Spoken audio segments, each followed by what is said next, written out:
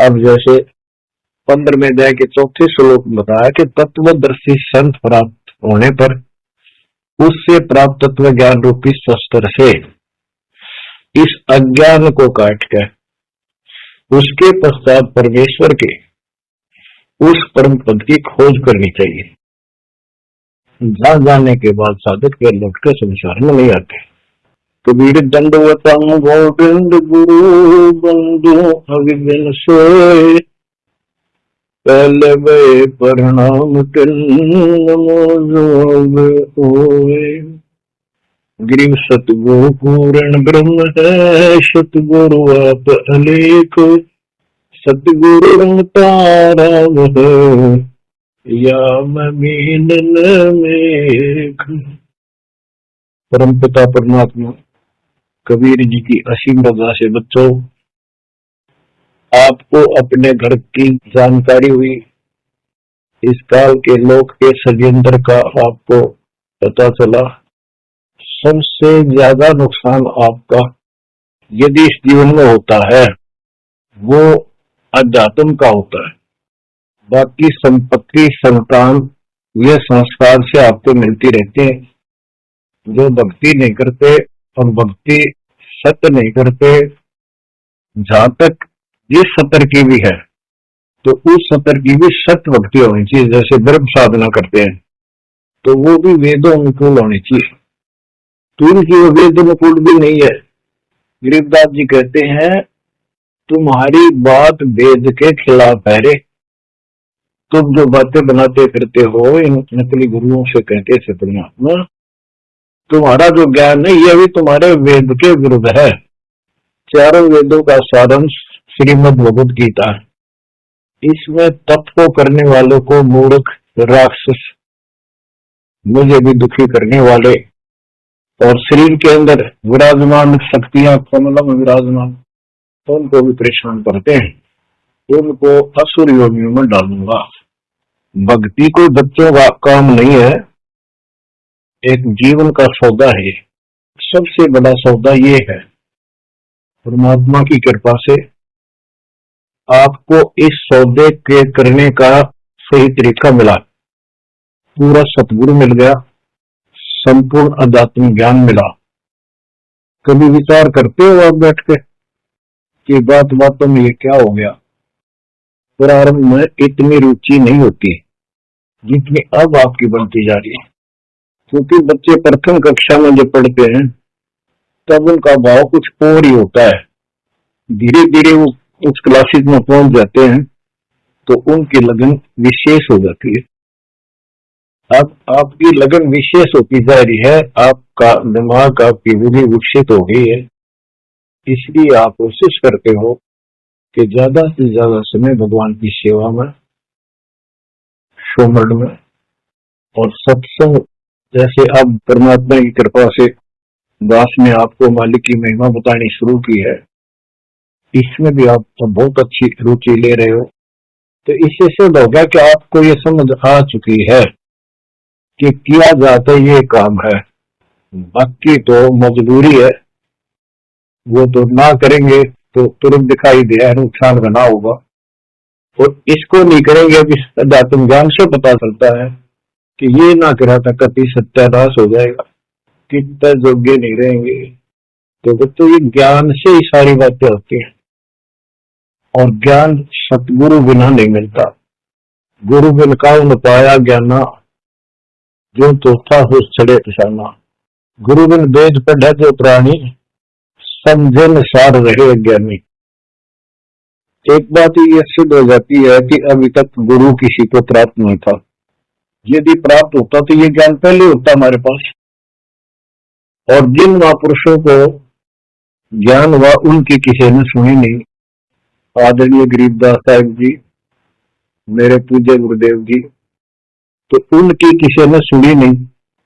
और परमात्मा ने अब जाकर के ये सब व्यवस्था की है। उनका वचन था जो कलयुग 5505 बीत जाएगा, 5500 वर्ष बीत जाएगा, तब अपने दास को भेजूंगा।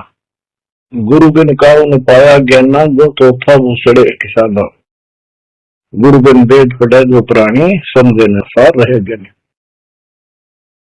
तो बच्चों, अब वो आपको गुरु प्राप्त हुआ है। जैसे आपको बताया कि ये सौदा करना ही संतो, यो सौदा करना ही। मनुष्य जीवन का जो सौदा है, इस मानव जीवन का जो सौदा, इसमें अगर नुकसान हो गया, ये बहुत ज्यादा नुकसान है इसका। फिर इस जीवन में, कई जीवनों के अंदर भी ये अक्षय पूर्ति नहीं होगी। और इसके जिम्मेदार ये नकली गुरु है, जो काल के दूत। अब तो ये मान बढ़ाई के भूखे 1000 2000 चेले हो जाए, चेली हो जाए, इनको दान दक्षिणा मिल जाए, इनकी मौज हो जाए। परमात्मा की तरफ जो लगते हैं वो संस्कारी बच्चे होते हैं परमात्मा के। जैसे गीता का 7 श्लोक 12 से 15 और 20 से 23 में काल कहता है कि तीनों गुणों, रजगुण ब्रह्मा, सतगुण विष्णु, तमगुण शिव जी से जो कुछ भी हो रहा है, उसका निमित्त मैं हूं, वो मेरे कारण हो रहा है। इसको 1 लाख मानव शरीरधारी प्राणियों को नित खाना होता है। उनके शरीर से तपतशिला में भून के, उनमें से सूक्ष्म शरीर से वो शोरबा निकालता है। और जीव को इतनी पीड़ा होती है, मूर्छित होने के बाद वो अचेत हो जाते हैं, तो उसके बाद उनको उठाकर फेंक देता है। फिर धर्मराज के दरबार में लाइन लगती है, किसी को स्वर्ग, किसी को नरक, कोई राजा बने जाओ, सारा काल का खाजा। तो बच्चों, ये काल का षड्यंत्र सतगुरु बिना नहीं कोई बता सकता। परमात्मा स्वयं सतगुरु बनकर आए, उन्होंने ये सब पर्दा पास किया। जैसे गीता 7 श्लोक 12 से 15 और 20 से 23 में ये कहता कि जो कुछ भी ब्रह्मा जी से उत्पत्ति, विष्णु जी से सतीथि यानी पालन, और शंकर जी से सहार, इन तीनों गुणों के द्वारा जो कुछ भी हो रहा है, उसका निमित्त मैं हूं। फिर स्पष्ट कर दिया कि जो केवल इन तक की भक्ति करते, ब्रह्मा विष्णु महेश तक तीनों गुणों की जो भक्ति करते हैं, और इनसे आगे कोई बात सुनने को तैयार नहीं है, राक्षस स्वभाव को धारण किए हुए मनुष्यों में नीच दूषित कर्म करने वाले मूर्ख, ये मुझे भी नहीं बचते। 20 से 23 में यही स्पष्ट किया कि अन्य देवता जो है, इनसे हटकर ब्रह्मा विष्णु महेश से और नीचे के देवताओं की जो पूजा करते हैं, उन अल्प बुद्धि वालों का वो ज्ञान अक्षीणिक है, वो लाभ है। उनकी भक्ति के कारण अन्य उनको कुछ शक्ति दे रखी है, यानी ये मूर्खों की पूजा है। फिर बताता है कि मेरी भक्ति 4 प्रकार के करते हैं, आर्त, अर्थार्थी, जिज्ञासु और ज्ञानी। आर्त वो होते हैं जो संकट निवारण के लिए भगवान की भक्ति करते हैं। तो जो केवल वेदों अनुसार साधना करता है, अपने संकट निवारण के लिए वेद मंत्रों का अनुष्ठान करता है, वो आर्त है। और एक अर्थार्थी, यानी धन लाभ के लिए भगवान की जो भक्ति वेदों में लिखे मंत्रों के आधार से उसकी साधना करता है, धन प्राप्ति को उद्देश्य लेकर जो साधना करता है, वो अर्थार्थी। जिज्ञासु, जिज्ञासु वो होते हैं जो जगह जगह जाके जैसा भी ज्ञान उनको मिलता उसकी खिचड़ी बनाकर और स्वयं भूगुरु बनकर जनता के, भोली श्रद्धालुओं के नाश करने पर जुट जाते हैं, लग जाते हैं। उनको ना सिर का पता होता, ना पैर का, ना जातु ज्ञान से परिचित होते हैं। उनके गुरु भी ऐसे ही नकली, और वो फिर आगे सारी साधना व्यर्थ की बताते हैं। फिर बताया कि चौथे प्रकार के ज्ञानी, ये ज्ञानी आत्मा मुझे बहुत अच्छे लगते, क्योंकि ये मुझे चाहते हैं। 7वें अध्याय के 18वें श्लोक में स्पष्ट कर दिया है, ये ज्ञानी आत्मा है तो उदार, यानी कति निर्मल आत्मा के, समर्पित है, कुर्बान है परमात्मा के लिए। लेकिन ये मेरे वाली अनुत्तमा गतिम, मेरे से प्राप्त होने वाली अनुत्तम, अश्रेष्ठ, निष्कृष्ट गति मोक्ष में आश्रित है। ये अनुत्तम शब्द है, उत्तम माने अच्छा, अनुत्तम इसका विपरीतार्थक शब्द है। ये हमारे धर्मगुरु इसका अनुवादक इसमें लिख रखा है, अति श्रेष्ठ, जिससे श्रेष्ठ कोई ना हो। जो भाई कोई फेल हो जाता बच्चा, वो कहता है मेरे लिख रखा अनुत्तीर्ण, यानी फेल, और कोई कहे इसमें लिखा क्या इससे पढ़कर कोई पास नहीं, सफल हो गया। वो कहने को तो कुछ भी कह सकता है, परंतु वो बात गलत है। 7वें अध्याय के 19वें श्लोक में स्पष्ट कर दिया है, बहुनाम जन्मानाम अंते ज्ञानवान माम पर बधते।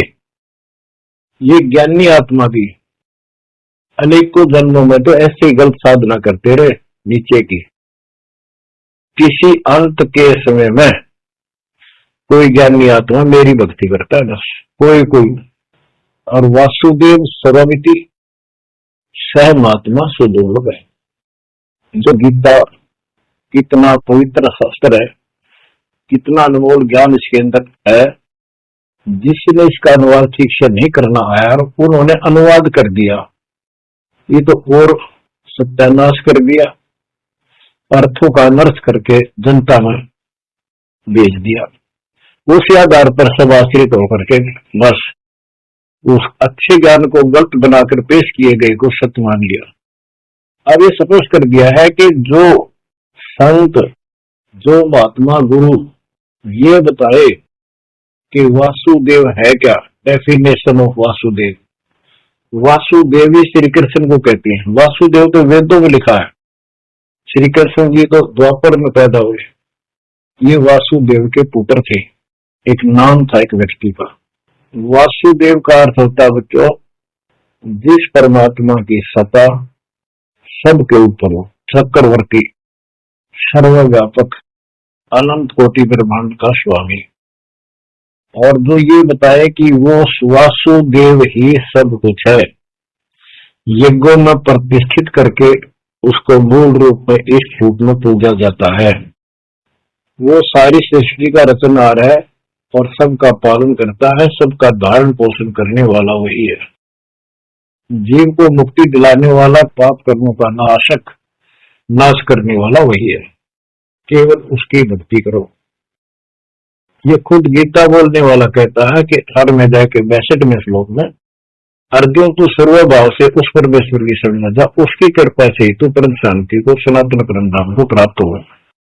हमारी बात यहाँ पर अड़ी है दूसरे लोगों संतों के साथ कि तुम उसको जानते ही नहीं, तुम्हारा गीता बोलने वाला ही नहीं जानता। उसके लिए कह दिया किसी तो दर्शी संतों से जाकर पूछो, बात खत्म होगी।